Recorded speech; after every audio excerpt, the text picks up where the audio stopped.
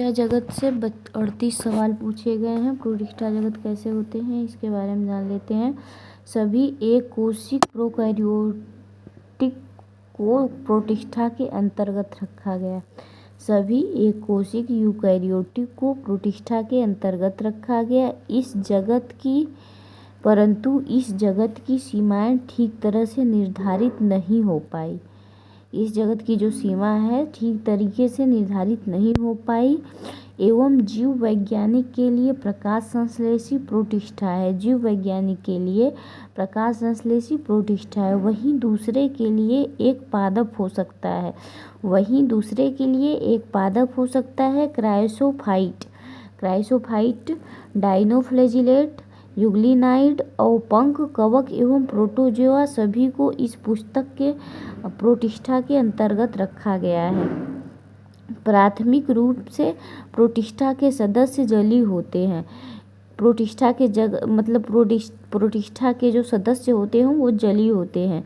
Eukaryotic होने के कारण इनकी कोशिका में एक सुसंगठित केंद्रक एवं अन्य झिल्लीबद्ध कोशिकांग पाए जाते हैं।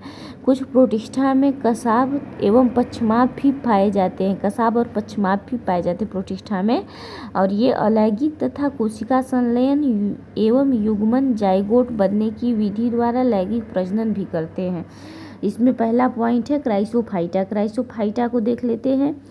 इस समूह के अंतर्गत डाइएटम एवं सुनहरे शैवाल डेस्मिस्ट आते हैं। इस समूह के अंतर्गत डाइएटम तथा सुनहरे शैवाल डेस्मिस्ट आते हैं। ये स्वच्छ जल एवं लवणीय समुद्री पर्यावरण दोनों में पाए जाते हैं।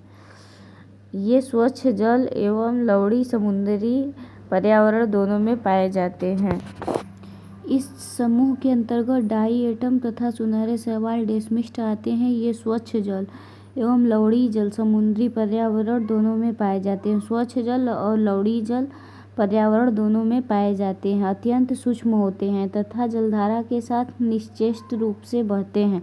डाइएटम में कोशिका भित्ति साबूदानी की तरह और इसी के अनुरूप दो अतिच्छादित कवच बनाती है।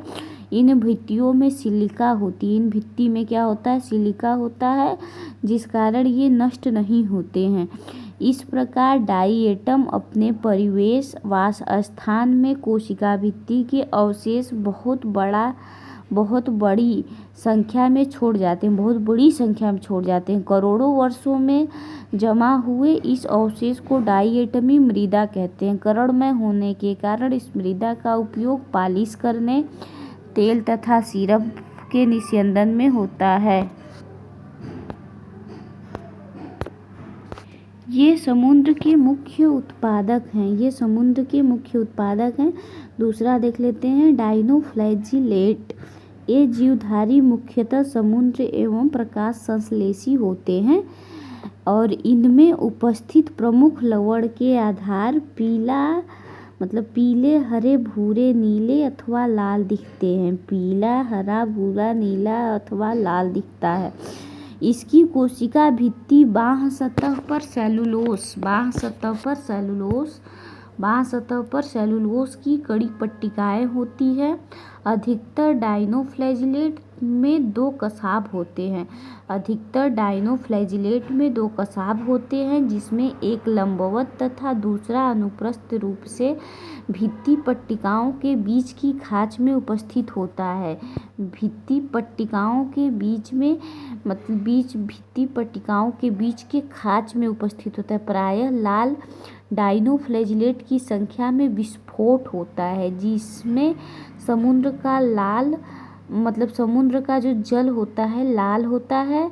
लाल तरंगे दिखने लगते हैं। इतनी बड़ी संख्या के जीव से निकले विष के कारण मछली एवं अन्य समुद्र जीव मर जाते हैं। मछली और अन्य समुद्री जीव जो होते हैं मर जाते हैं। उदाहरण गोनिया लैक्स। ये किसका उदाहरण है? डाइनोफ्लैजिलेट का उदाहरण गोनिया लैक्स।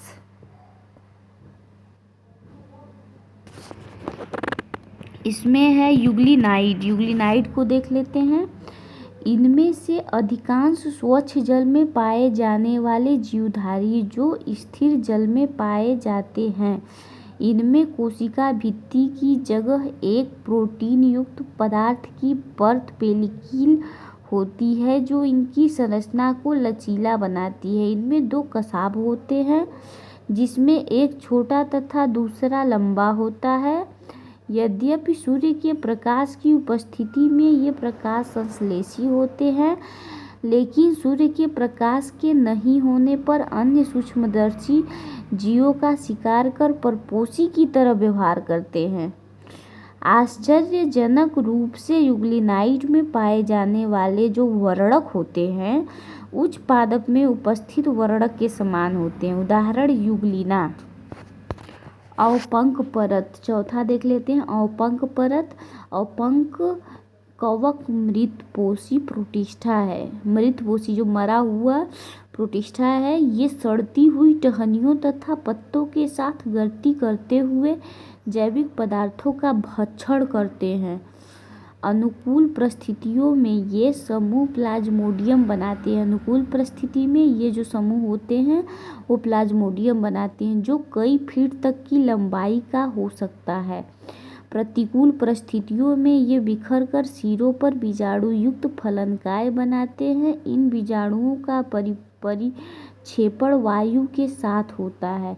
और प्रोटोजोआ, पांचवा पॉइंट देख लेते हैं। सभी प्रोटोजोआ क्या होते हैं? परपोषी होते हैं जो परभक्षी अथवा परजीवी के रूप में रहते हैं। प्रोटोजोआ परभक्षी और परजीवी के रूप में रहते हैं। ये प्राणियों के पुरातन संबंधी हैं। प्रोटोजोआ जो होते हैं पुरातन संबंधी हैं। प्रोटोजोआ के चार समूह, मतलब प्रोटोजोआ को चार प्रमुख समूहों में बांटा गया है। पहला है अमीबी प्रोटोजोआ। अमीबी प्रोटोजोआ में ये जीवधारी स्वच्छ जल, समुद्री जल तथा नम मृदा में पाए जाते हैं। ये अपने कूटपादों की सहायता से अपने शिकार को पकड़ते हैं। इनके समुद्री प्रकारों की सतह पर सिलिका के कवच होते हैं। समुद्री प्रकार की सतह पर सिलिका का कवच होता है। इनमें से कुछ जैसे एंट अमीबा परजीवी होती है। एंट अमीबा कैसी होती है? परजीवी होती हैं। कसाभी प्रोटोजोआ इस समूह के सदस्य स्वच्छंद अथवा परजीवी होते हैं। कसाभी प्रोटोजोआ में इस समूह के सदस्य जो होते हैं स्वच्छंद अथवा परजीवी होते हैं। इनके शरीर कसाब पाया जाता है। इनके शरीर में कसाब पाया जाता है। परजीवी कसाभी प्रोटोजोआ बीमारी के कारण है जिनसे निद्रालु व्याधि नामक बीमारी होती है। उदाहरण ट्रिपैनोसोमा। पश्चिमाभी प्रोटोजोआ ये जलीय तथा अत्यंत सक्रिय गति करने वाले जीवधारी हैं क्योंकि इनके शरीर पर हजारों की संख्या में पश्चिमाभ पाए जाते हैं। इनसे एक गुहा ग्रसिका होते हैं जो कोशिका के सतह के बाहर की तरफ खुलती है। कोशिका के सतह के बाहर की तरफ खुलती है। पश्चिमाभों का लयबद्ध गति के कारण जल से पूरित भोजन गलेट की तरफ भेज दिया जाता है। उदाहरण पैरामीशियम।